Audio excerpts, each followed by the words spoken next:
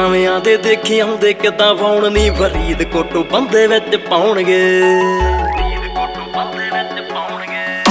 ਉਹ ਸੁੱਚਾ ਯਾਰ ਕੱਟ ਦੂਗਾ ਲੰਬ ਬੱਲੀਏ ਨੀ ਸਾਲੇ ਅੱਖਾਂ ਚ ਕਸੁੰਨ ਦੇ ਰਾਜੀ ਨਵਿਆਂ ਦੇ ਦੇਖੀ ਆਉਂਦੇ ਕਿਦਾਂ ਫੋਨ ਨੀ ਫਰੀਦਕੋਟ ਬੰਦੇ ਵਿੱਚ ਪਾਉਣਗੇ।